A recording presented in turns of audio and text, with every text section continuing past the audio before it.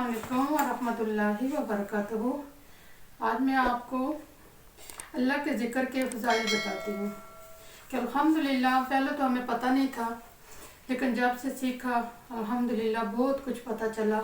और फिर अल्लाह ताला का ज़िक्र करने के लिए बहुत दिल भी किया और मेहनत कोशिश, अब वो मेहनत कोशिश नहीं लगती जो पहले हम कहते थे हम बड़ी मुश्किल में हैं, हमें बड़ी मेहनत कोशिश करनी पड़ेगी। नहीं, अल्हम्दुलिल्लाह अब अल्लाह ताला ने हमें हदायत दे दी है।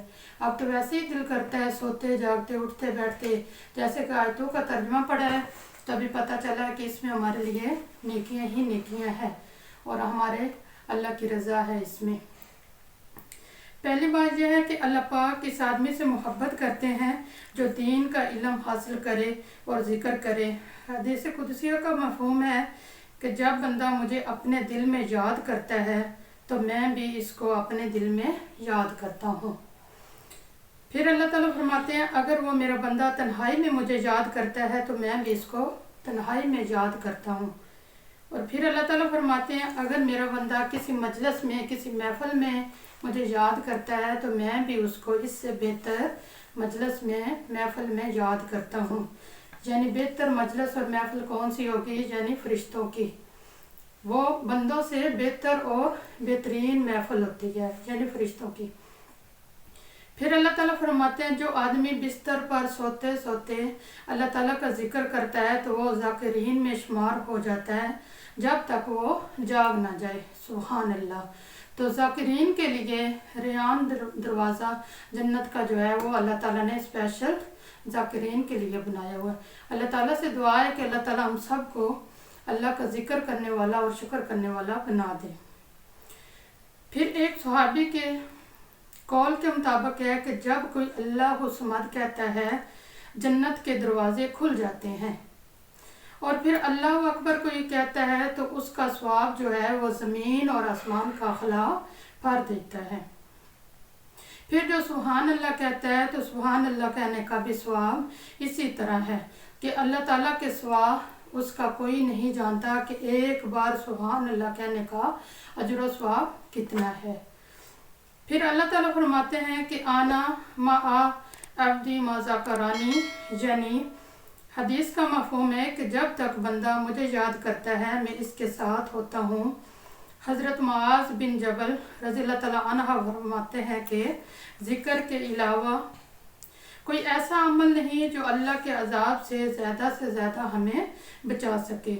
किसी ने पूछा जहाज से भी ज़्यादा? फरमाया हाँ, क्योंकि कुरान में है कि वाला ज़िक्रुल्लाहि अकबर, अल्लाह का ज़िक्र सबसे बड़ी चीज़ है। सुभान अल्लाह। हमें अल्लाह पाक का ज़्यादा से ज़्यादा ज़िक्र करना चाहिए। कुरान पाक में है अल्लाह रब्बुल इज़्ज़त फरमाते हैं कि या अय्युहल्लज़ीना आमनु ज़्कुरुल्लाहा ज़िक्रन कसीरन वसब्बिहू बुक्रतन व असीला। ए मोमिनो, अल्लाह का ज़िक्र कसरत से करो और सुबह और शाम करो। अल्लाह रब्बुल इज़्ज़त फरमाते हैं कि वो घर जिसमें अल्लाह का ज़िक्र किया जाता है आसमान वालों के लिए ऐसे चमकते हैं जैसे हमें सितारे चमकते नज़र आते हैं। और जिन घरों में ज़िक्र नहीं किया जाता, कुरान की तिलावत नहीं होती, उनमें अंधेरा ही अंधेरा रहता है और ना ही फरिश्ते उनके लिए रहमत की दुआ करते हैं। फिर फरमाया कि कुरान की तिलावत बहुत बड़ा ज़िक्र है। फरमाया तुम में से बेहतरीन वो है जो कुरान खुद सीखे फिर दूसरों को सिखाए। अल्लाह रब्बुल इज़्ज़त फरमाते हैं कि सूरत फातिहा हर बीमारी का इलाज है और इसके पढ़ने का सवाब 2/3 कुरान के बराबर है।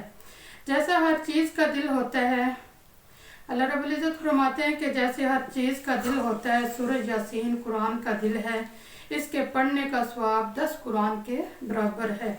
जो कि सूरत वाक़िया पढ़ता है इसे कभी फाका नहीं होगा। सूरत मुल्क अपने पढ़ने वाले पर बिछाएगी रोज़े मुहश्शर और अपने रब से झगड़ा करेगी, या अल्लाह या तो मुझे कुरान के हिस्से से निकाल दे और या जो मुझे पढ़ता रहा उस बंदे की बख्शिश फरमा दे, और अज़ाब कब्र से निजात दिलाएगी। सूरत मुल्क।